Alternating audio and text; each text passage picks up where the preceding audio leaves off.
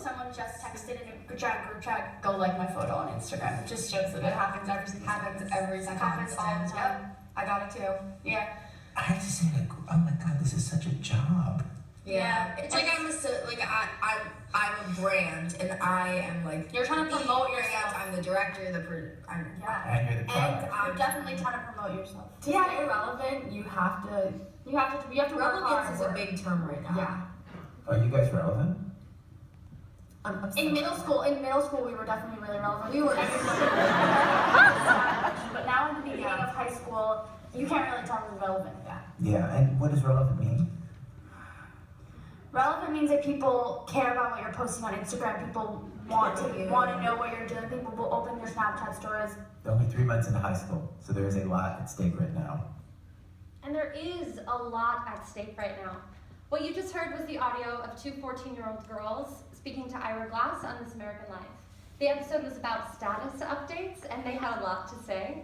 And while some of what they said might seem a little bit petty, it's actually the reality. The pictures that you saw behind me, those are pictures of all my friends, and that's my face. We were a bunch of 20-somethings who moved to Manhattan right after graduating to pursue jobs in the entertainment industry. And being relevant was extremely important. Because I moved to Manhattan to become famous. I don't know about any of you, but I was gonna work in theater as a producer, director, actor. I didn't care. I just wanted to create art and have people like it. I worked at a talent agency for 2 years with the top celebrities in the industry, and this was my chance to become famous.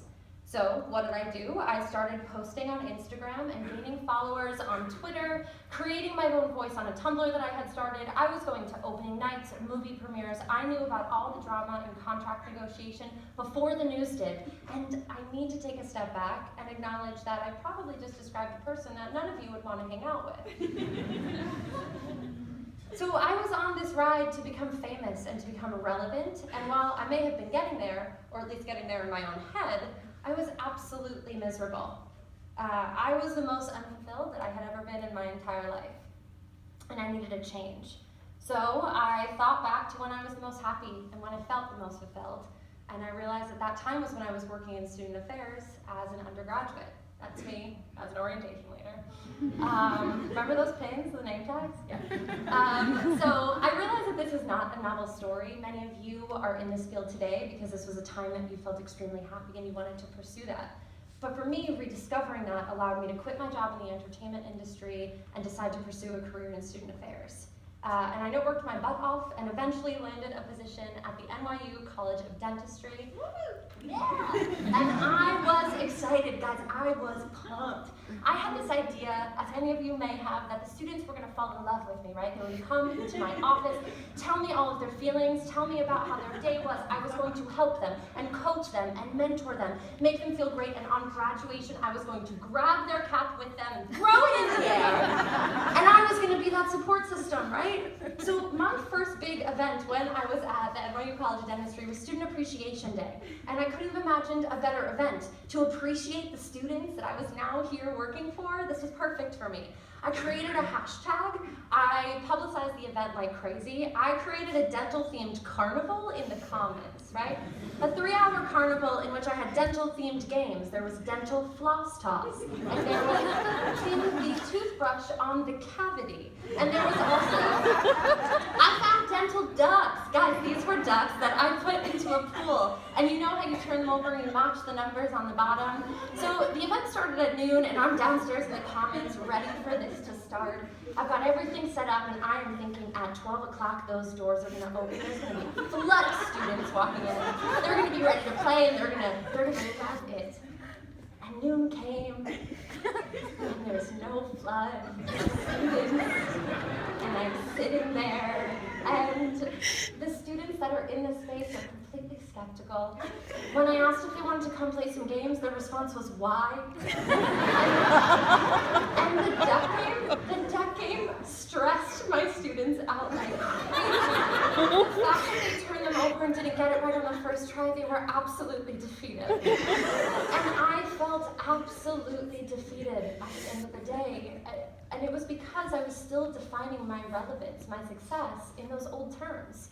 No one used my hashtag, no one posted, no one cared, I thought. There was no big thank you at the end.